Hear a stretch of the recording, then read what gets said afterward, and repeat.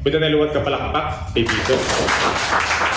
And as we remain standing, as we welcome Pastor Joseph Villalba to deliver the Word of God. Praise the Lord. Thank you, Jesus. You may take your seats. In good times and in bad times, we will praise the Lord. Ang Diyos, mas gakatandog sa ngaton nga pagpasalamat sa iya kung ginapasalamatan ta siya even in bad times, even in the most difficult situation. Sa mga bagyo, sa mga kalamidad, sa tunga sa ngaton mga problema, kung ginapasalamatan ta siya, mas kakatandog ang Ginoo. So, thank you, Jesus. Kadamo kita sa pasalamatan sa iya dang di maubos.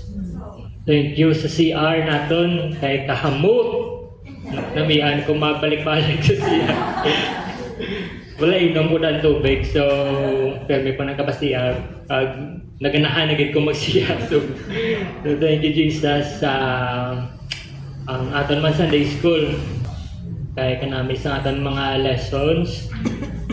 Kag ang mga ginasabat ni Jesus sa aton mga pangamuyo na may mga walk-in kita din nga mga bisita. Amo na importante kita nga aton nga mga ang appearance naton balay maintain naton nga holy kita, hindi kita parehas sa mga tao sa gwa, no? No descendant di man kasi ling nga meraman nga kita ko subong sa mga TikTok na bla nga mga babae laba palda pero kapikit tapos shining shimmering. So daw wala na kinalain. So ang aton modesty, hindi maglipot ang palda. Kaya ang aton righteousness wala nagalipot, ang aton holiness wala nagabag-o. Iyan na sang Diyos nga standard. So kung makita mo da nga gagwa na ang imong mga botkon nga kwan tagua kay aton modesty, tandaan ta lang gina modesty. Kung magpungko ka nga naglipot na, idugang-dugangin na ng tela. Okay? So para na sa imo protection kay kabalo ka ang gahom sang Dios ma-activate hindi na tungod nga may buhok ka but because of your obedience. Yes. No? Hindi na yan sila nga may power na but because nag-obey ka kag nagtuo ka sa ginahambal sang Dios, ang Dios maupod sa imo, proteksyonan ka sang Dios. So ang pamisti nato importante. Amo na nga namangkot sila ng pastor. Tasun mo t-shirt na lang mo hindi kinabutang naman sa lugar, no? So communicate, no? Communication. First lagagin na daw katudo sa piyak. Ang ato hindi bation, no? Kaya gina-check ko man to. Hindi ko mabatian ang nag-praise dire. Pero ang ilabation sa nag-request sa in a nice way man. Amo na kinanglan kabalo kita mag-communicate.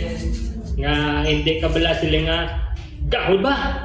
No? Hindi ka bala sila nga away kada yun. So kinanglan kinatun-an ta na sa hindi ta na mabalaan kung hindi ta pa i-practice. Kabalo kita tanan nga kapanugod pa lang kita, no? So kung nag-practice ka mo da hambal pag magsala ka mo, we understand.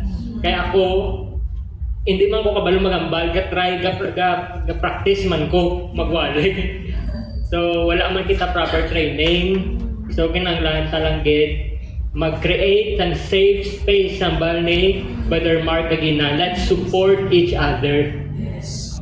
So kinanglan naton mag-practice. Ako kung hindi kamo kontento sa hapon nga the way lamang maghambal or magplastar sa istorya, please bear with me. Kaya ako ka-practice man ko and I'm doing my best nga mag-improve man para, hindi para sa akon, hindi para sa inyo, para sa Diyos. Kay pila adlaw after sa atong dispensation, ang judgment naton kung ano ang atong ginobradari. So we are not doing it for anyone or for anybody else but for yourself and for God. Kaya kung ano ginobrata dire, i-reward na sang Diyos pila kadlaw. So, kung gusto mo i-reward, kinanglan mo gid i-push mo nga self nga wala sang iban nga motibo kay inablang obrahon ko ni kay para makita ko sang iban nga sagad gid ko be. Para na sa imo inablang into ang lawas mo. So, obrahon mo na para sa Diyos, no? So, thank you Jesus, no? Despite sa mga naglabay ng mga bagyo, ari pa kita, no? Palapakan sa si Jesus. And I know may mga bagyo man kita nga ginagyan personal. And still we are here sa church kapadayon alagad sa iya biskan may mga bagyo kita aton nga kabuhi kanya-kanya kita may bagyo, no? Hindi literal nga bagyo. Mga sitwasyon ba lang ginapagyan sa aton sa Diyos nga hindi mahapos. So ang bagyo nga Tino kag Uwan, grabe, no? Ang Typhoon Tino daw ang balmo daw amo lang to siya pero grabe ang iyang nga damage, damo sang mga napatay. Grabe, kapusog sang tubig tas taas, labot na second floor. Especially sa ibang nga lugar, pasalamat lang kita diri nga na ka-survive kita. Kaya kung butang mo ang pagalingon mo sa ila lugar, ang but lang makarelate ka kahit sa ila, bilang fear, bala kay tao man lang sila, wala man sila may mahimo, kay paano mong kalamidad. So we are thankful that God has kept us safe. Pero kasubo, maglantaw sa balita, maglantaw ka na sa Facebook, bala sa mga nadulaan, pamilya, 10 years old pa lang, wala na siya parents, nagkaladula pang iyang utod.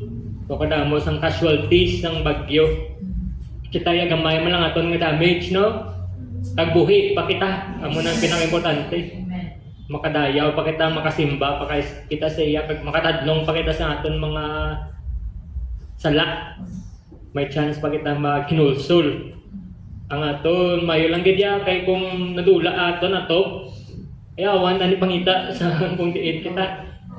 Pero dapat man kita nga God will provide. Pero mayo na lang gid kay nga wala, no? Amo lang na sagwa ka functional pagyapon ng aton nga sulod sa church. Pila kadlaw nga wala kuryente, wala internet, bisan mobile data wala. Pero we are still so much blessed, no? Kadamo kita gyapon nga ara sa aton wala na dula, wala ginbuha sa Dios. Pag dirita ma-realize, okay, amen sa gyapon. Dirita ma-realize ang importance sa libro nga Bible. Okay man ang cellphone, no? Okay man ang Bible app bala, application sa cellphone or sa tablet kung ginabasa naton. Kay ako na dasigan kung mag-search bala, especially kung katuon ka, dasig mag-search sa mga scriptures.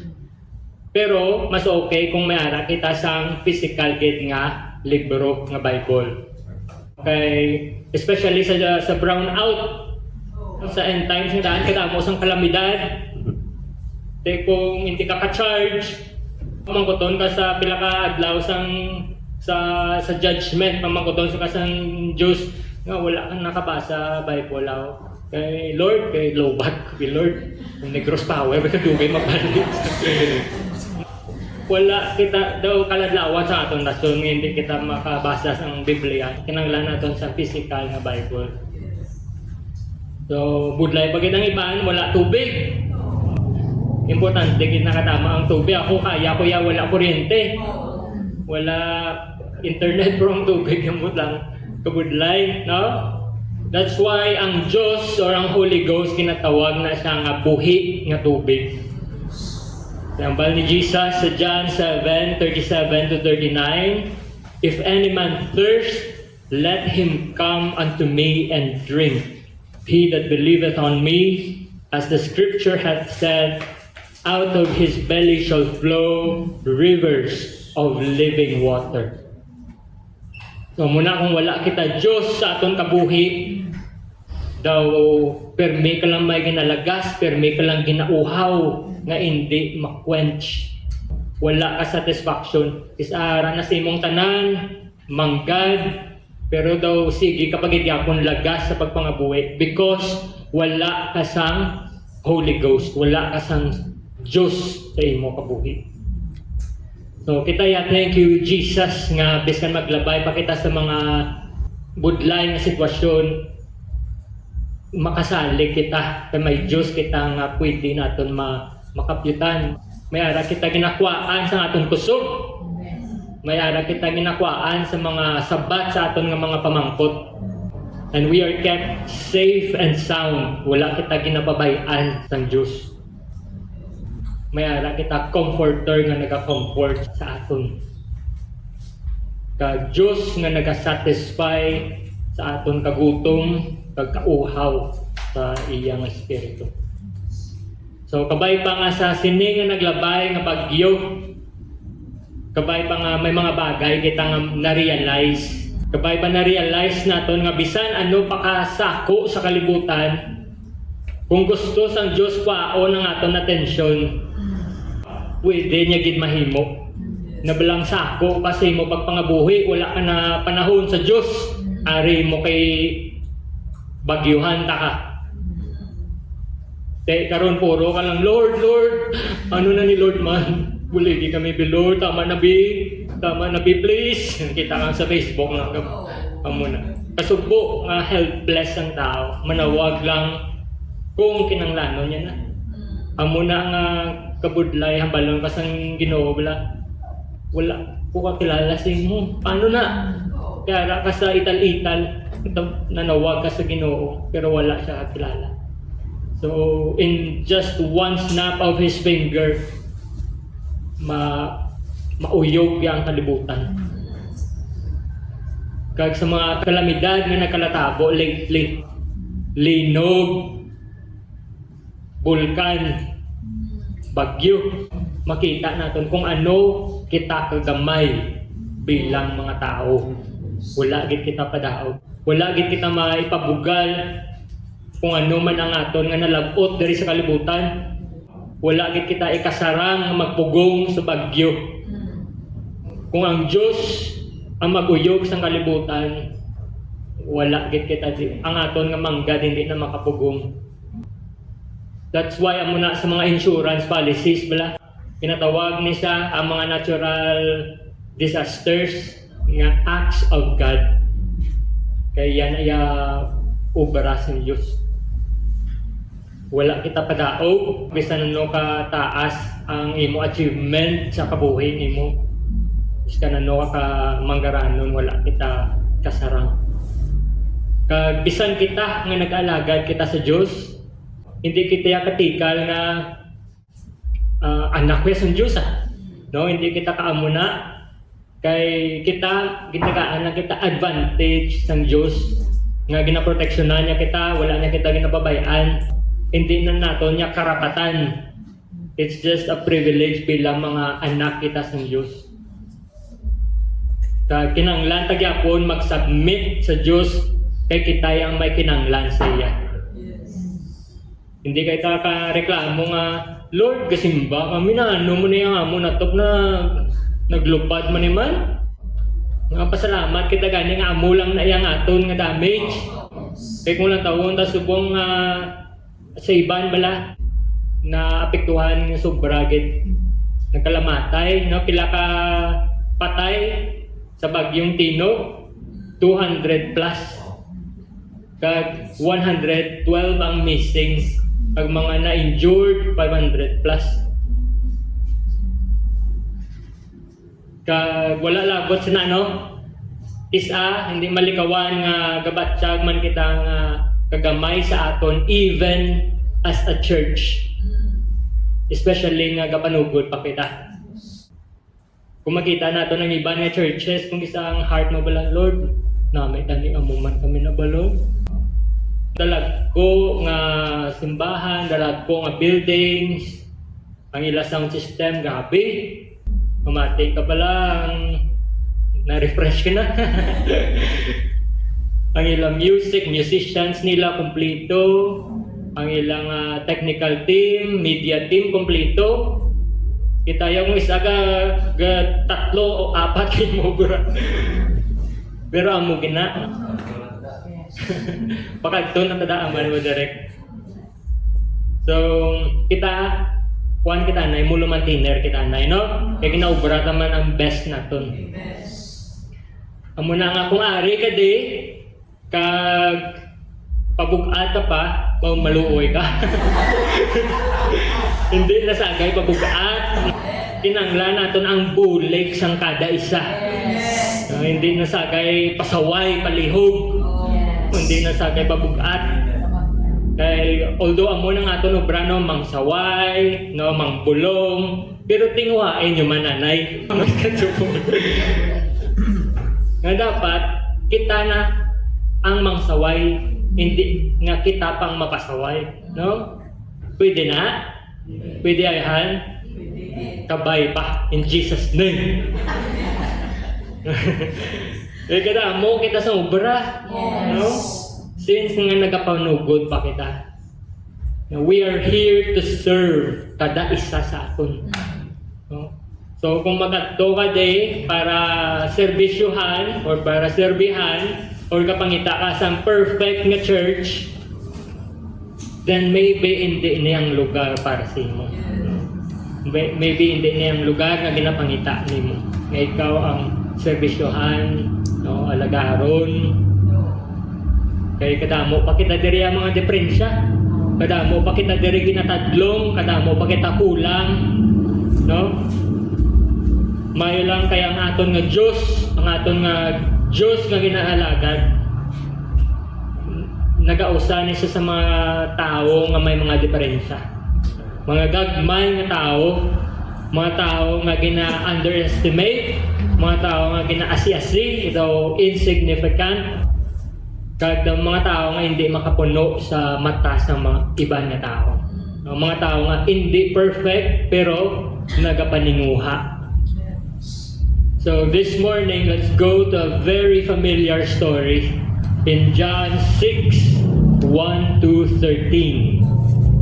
John 6, 1 to 13. Isa ni sa mga miracles na nakasulat sa 4 ka-gospel books. So, buot silingon, unforgettable ni siya ng event para sa mga apostles, sa mga disciples. So, John 6, let's all stand to read the Word of God. Verse 1, after these things, Jesus went over the Sea of Galilee, which is in the Sea of Tiberias. And a great multitude followed him because they saw his miracles, which he did on them that were diseased. And Jesus went up into a mountain, and there he sat with his disciples. And the Passover, a feast of the Jews, was nigh. When Jesus then lifted up his eyes, and saw a great company come unto him, he saith unto Philip, whence shall we buy bread that these may eat? And this he said to prove him, for he himself knew what he would do. Philip answered him, 200 pennyworth of bread is not sufficient for them, that every one of them may take a little.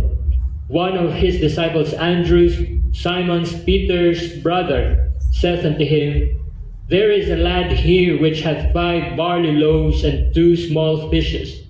But what are they among so many? And Jesus said, make them men sit down. Now there was much grass in the place, so the men sat down in number about 5,000. And Jesus took the loaves, and when he had given thanks, he distributed to the disciples, and the disciples to them that were set down, and likewise of the fishes as much as they would. When they were filled, he said unto his disciples, gather up the fragments that remain, that nothing be lost. Therefore they gathered them together and filled 12 baskets with the fragments of the 5 barley loaves which remained over and above unto them that had eaten. So let's pray. Lord Jesus, we thank you sa mga pulong siningaga, Lord. We thank you sa paghatag sa amon sa paglaom every time na gina-preach ang imong pulong. We ask you, Lord, that you anoint this message this morning. Kagkabay pa Lord nga ini maglabot sa kada isa nga nagakinahanglan sa sining nga pulong. And bless everyone Lord today. We praise you and we give you all the glory in Jesus' name. Amen. Will you say thank you, Jesus? Thank you, Jesus. Please take your seats. The miracle of the small. The miracle of the small. So sa aton nga istorya may dako kuno nga grupo no ginatawag nga multitude. Grupo sa mga tao nga nagasunod kay Jesus. Sa kung basahon naton sa John dira sa ginbasa naton, so the man sat down in number about 5,000. 5,000 lalaki pa lang. Sa account ni Matthew, klaro niya natira sa Matthew 14:21, and they that had eaten were about 5,000 men, beside women and children. So wala labot sa mga babae kag mga kabataan. So more or less kung butang naton kada lalaki may asawa kag ang iban ng mga bata isa or ang iban damo. Kaya ang ilang nga sa una tag tribo-tribo no, tag 12 ang mga kabataan. Ang sila ni mama 12. Sila pa bakit to? Tignan mo. So, more or less, butang na lang 10,000, no, sila, or more. So, muna kada mo ang nagapamati kay Jesus. Kaya si Jesus, nabantugan nga, nagaubra siya sa mga milagro, no, nagabuwis sa mga patay. So, naging interesado sila mamati sa pulong ni Jesus. That's why, bisan halin pa sila sa mga malayo, lain-lain ng mga lugar, nagkatugid sila para magpamati kay Jesus. Kag sa sige nila upod-upod kay Jesus na pamati. Imagine mo no si Jesus, isa lang ang audiensya 10,000 more or less. Wala sila microphone. Usually ara na sa hill kay nagambal, naga-echo gurong tingog ni Jesus na makalabot. Kay kung hindi ka kabati nga nagupod-upod ka pa to no. Ang iban guro makiusyus ano na di ba si may panagtag na di karon ano na. So, grabe ang ngalan ni Jesus kabantog. Kadamo-damo sa nag-upod sa iya. Kag sa sige nila upod-upod kay Jesus naabtan sila sa gabi kag gutom. Kaya that time wala pa 7-Eleven mo. So, nagutom sila, wala sila baklan. So, muto karon naging problema sa mga disciples kay libo-libo ang mga tao pero wala sila pagkaon nga may offer. Kag isa lang kabata nga lalaki ang may dala pagkaon. 5 ka barley loaves kag 2 ka gagmay nga mga isda. So 5 ka tinapay kag 2 ka isda. So imagine ang bata nga lalaki mo lang to siyang may tinatawag tabla nga anticipation. Amo na kita may mga plano kita bala kinahanglan i-anticipate natin para hindi kita magkaramaal sa aton nga pangabuhi. Anticipation. So sa namangkot si Jesus sa iyang mga disciples kung di sila makabakal ng tinapay, naglingi ng ilaulo nga paano ni wala man di balaklan tinapay kag wala man kita muna kantidad bala kay kung may baklan man kita paano na sila makaproduce muna kadamo.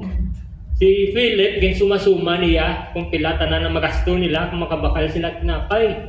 Siling niya, mga tunga, gid sang sweldo, tunga gid sa tuig na sweldo sang employee, bla. Ang magasto para mapakaon ang tanan nga tao. Si Andrew naman, siya niya nakakita sang bata nga lalaki.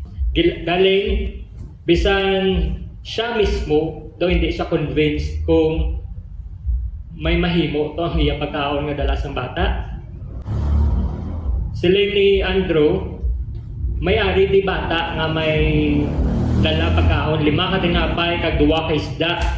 Galing kay ano ang mahimo sini sa damo-damo nga mga tao. Pero ang hambal ni Jesus, daladi kinbato ni Jesus ang iya nga dala.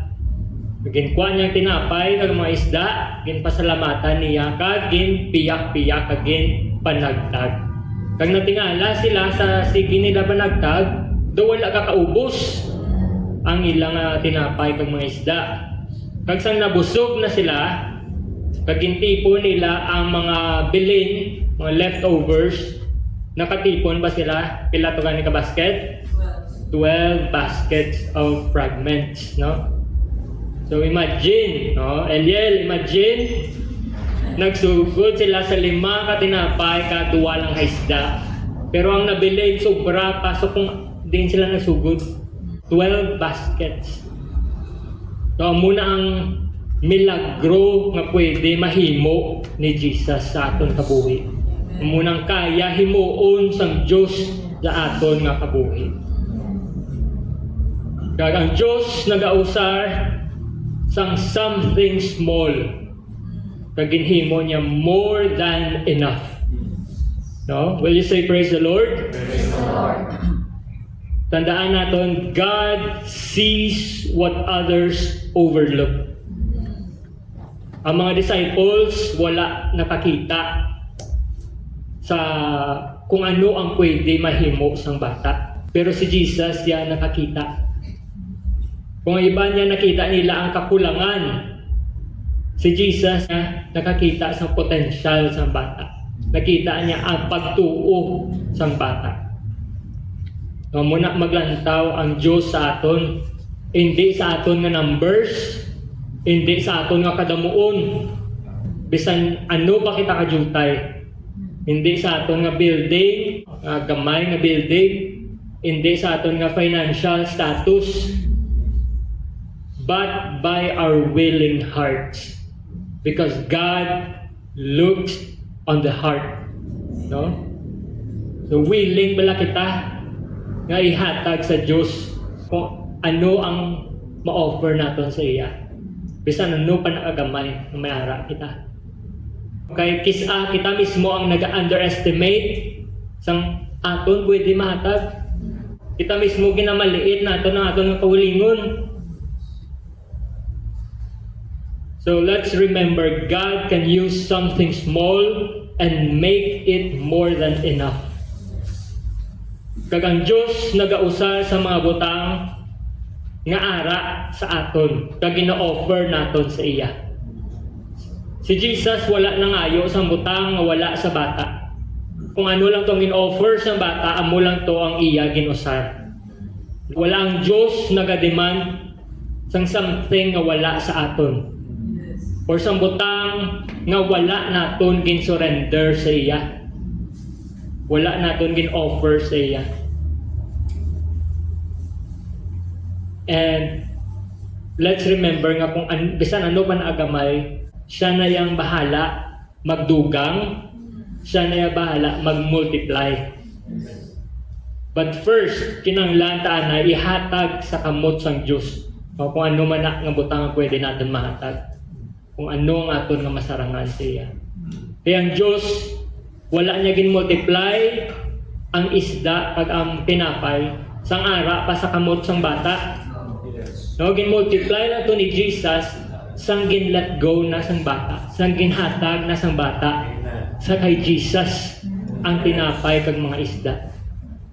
Kung mabasa na ta sa John 6:11, and Jesus took the loaves, and when he had given thanks, he distributed to the disciples, and the disciples to them that were set down, and likewise of the fishes as much as they would.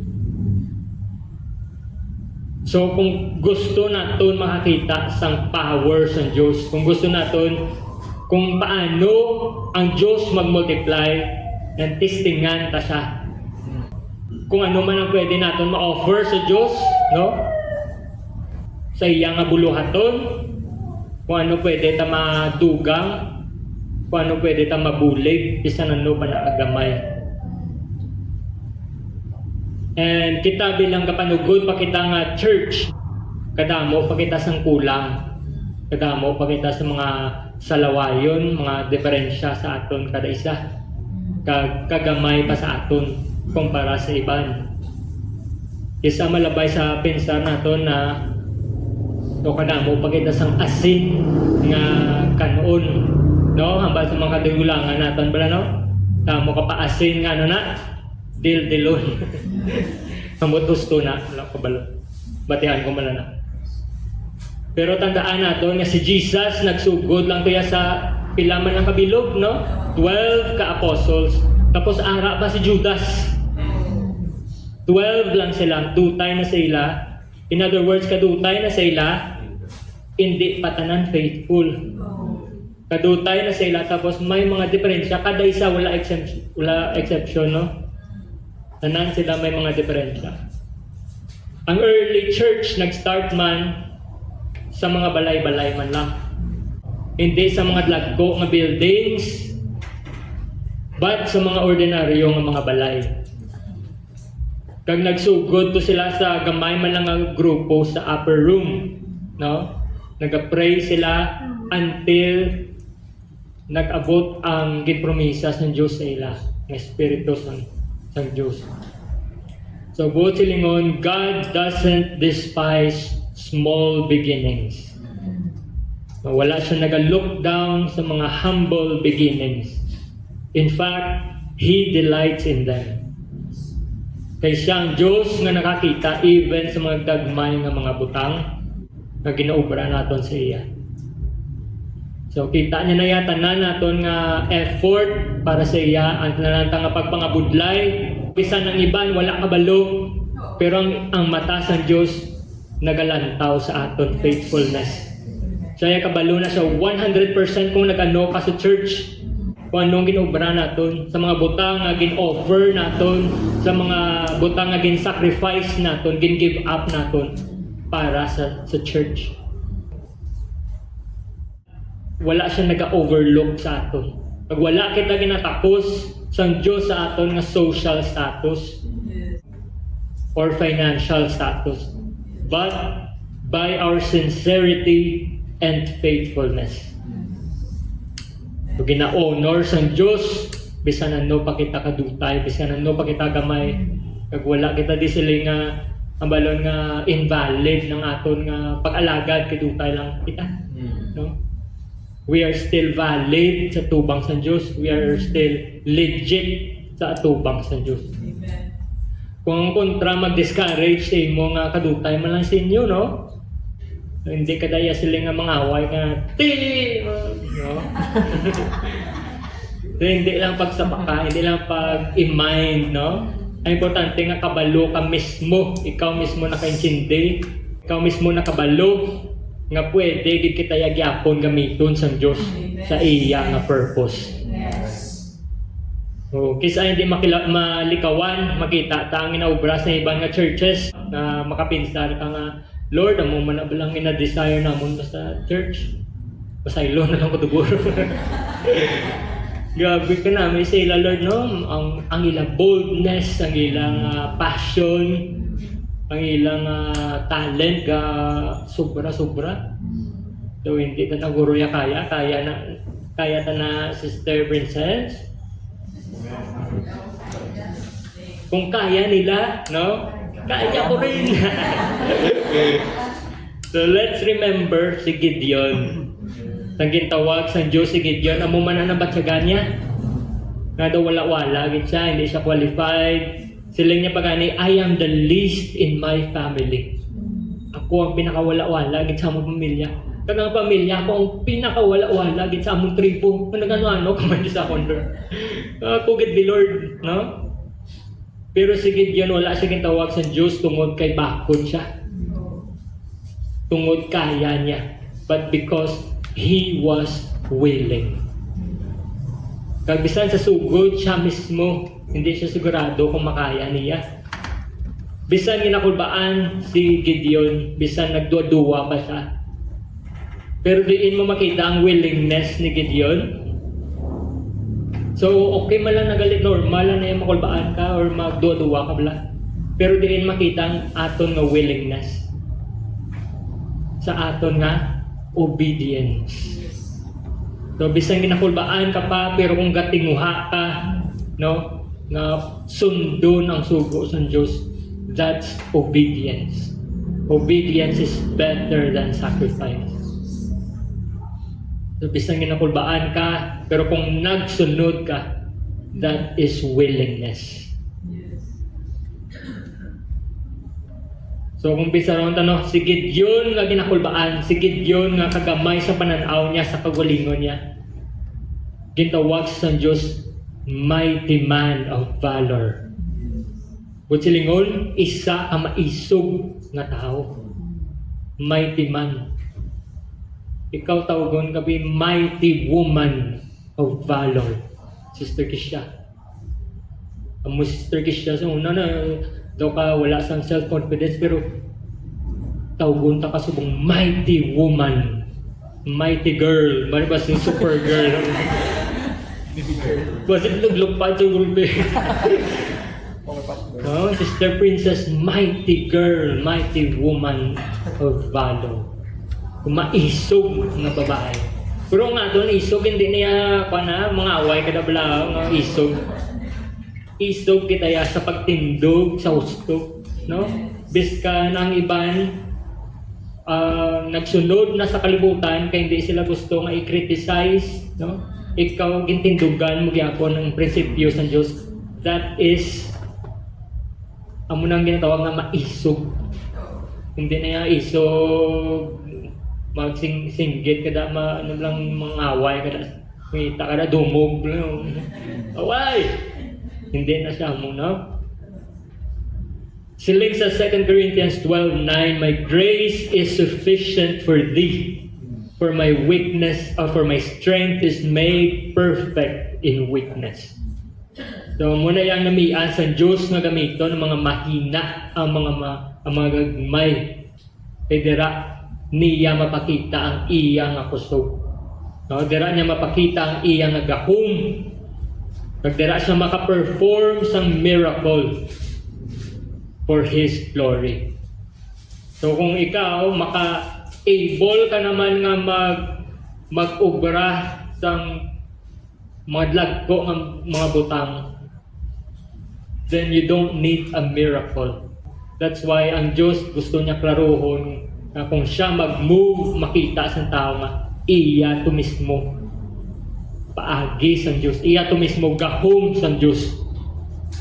Kinahanglan naton ipakita ang aton nga willingness paagi sa aton nga obedience.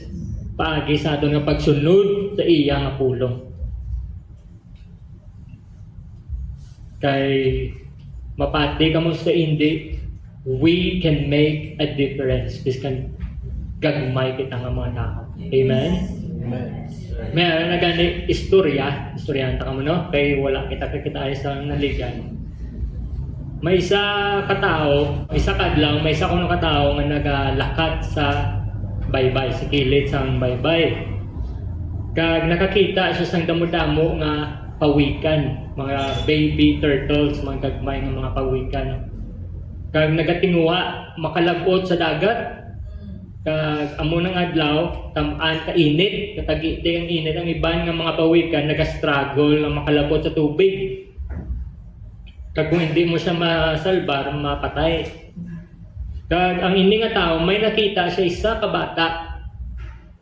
Anong ginobra sa bata? Ginapanguwa niya ang mga pawikan isa-isa. Kag ginabuligan niya dulong sa tubig para mabuhi. Kag ipamangkot niya ang bata, siling niya, daw kadamo man sina sang mga pawikan, maubos ko na. Ano pa ng pulos na ginobra mo na? No? Ang bata, nagsabat, samtang may inabit-bit niyang pawikan, ang baya, para sa isa ni kapawikan, may pulos ng akon na ginobra. Gusto? Yes. Para sa isa kapawikan nga masalbar sa bata, it makes a difference. Mapadayon ang kabuwi niya. Because kinsalbar siya, biskan siya nisa. Gusto ang bata, kag nagpadayon siya sa pagpangsalba sa mga pawikan, bisan isa-isa lang, kutob sa iya masarangan, kutob sa iya malapot, as lang ginbuligan sa mga tao nga nakakita sa iya. Kag ang mga nakakita sa iya, kinsunod man niyang obra, no? Kagin pang salbar ang iban pagin nga mga pawikan. So nung lessons din ng istorya nga ang tanan nato nga ginaubra nga kaayuhan bisan ano pa na agamay nagamatter sa Dios. No, bisan ano pa na agamay pwede na padakuon sa Dios, pwede na niya i-magnify. No, ang simple naton nga mga pagbulig sa iban, ang simple naton nga paghatag, pagsakripisyo, pwede na padakuon sa Dios kag himuon niya nga dako nga blessing. So ano ang himuon ta? No, bisan dutay na kita, bisan gamay lang kita, pero gusto naton maging faithful sa Dios. Una gid, just stay faithful. Padayon lang gid. Keep showing up. Kung gustong maging faithful, be faithful. Be faithful sa mga gagmay nga mga butang. Masaligan bala kita even sa mga gagmay nga mga butang. Be faithful sa imo nga private moments. And be faithful in obedience. Ang aton nga faithfulness wala na ginatakos ang Dios kung ano kadako sa aton ginubrahan. But it's about how long you stay, how long you endure. Kasi lang sa Matthew, no? But he that shall endure unto the end, the same shall be saved. And Galatians 6:9, and let us not be weary in well-doing, for in due season we shall reap if we faint not. So hindi kita maka-reap or maka-ani kung naguntat na kita before sang harvest time. Kung mag-quit ka or mag-give up ka before sa harvest time, hindi ka makalabuot sa finish line, hindi ka maka-angkon or hindi mo ma-claim ang imong reward. So be faithful. Paano pa kita maging faithful? Keep giving what's in your hands. So wala man kita may ma-offer nga dlagko nga mga butang, but you always have something. Maybe it's your time, your skill, your encouragement, your prayers. So tandaan natin ang 5 loaves and 2 fish or fishes. Ang miracle na tabo lang sang ginhatag na sang bata ang kung ano ang ara sa iya. Wala siya nagambal nga kung may ara na ko Lord, ang damo-damo na. No, kung magka-ara-ara na ako, maka-arrive na ako sa pangabuhi, wala na paghatag ko. Ano ang bal sang bata? Ari Lord, amulan ni masarangan ko subong gamita. So remember ang word of God sa una, what's in your hand? Ano ang ara sa kamot nimo nga pwede nimo mahatag? Ano ang ara sa imo subong nga pwede nimo mahatag? Give it to Him. Kaya kung ihatag mo sa kamot sa Diyos, no, bisan ano pa na, He can make something great out of it. And lastly, keep your eyes on Jesus. Hindi kita mag-focus sa kung ano ang aton mga kakulangan. Hindi kita mag-focus sa kung ano ang mga wala sa aton. Hindi kita maglantaw sa atong mga diferensya, sa atong mga problema. Instead, focus kita kay Jesus. Focus kita sa solusyon, sa restoration, or sa kung ano ang pwede naton mahimo.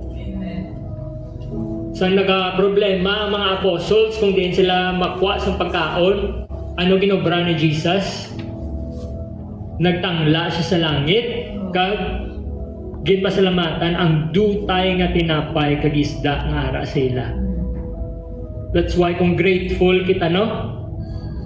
Kung mapasinalamaton kita bala, mas gina-bless pagit kita ni Jesus. No, napyaran nyo na sa mga thankful, sa mga grateful, mas gina-providean kita sa Diyos. Because gratitude unlocks miracles.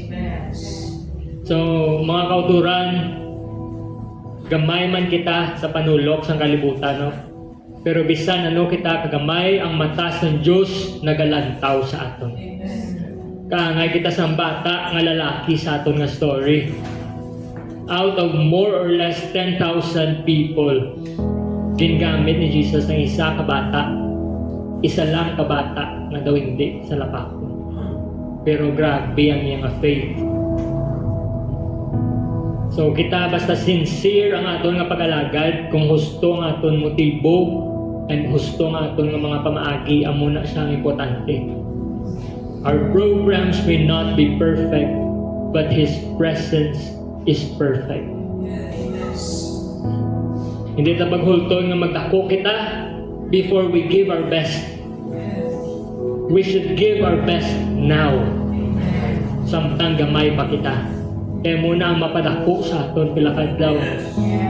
No, kung masaligan kita sa gagmay nga butang ara sa aton subong, saligan kita sa Diyos sa mga dlagko pagin nga butang. And one day kung maglapot kita sa langit, ang Diyos hindi siya magambal, well done, big and successful servant. No, ano ang balon niya? Well done, good and faithful servant. So be faithful, be willing, and let God multiply your little.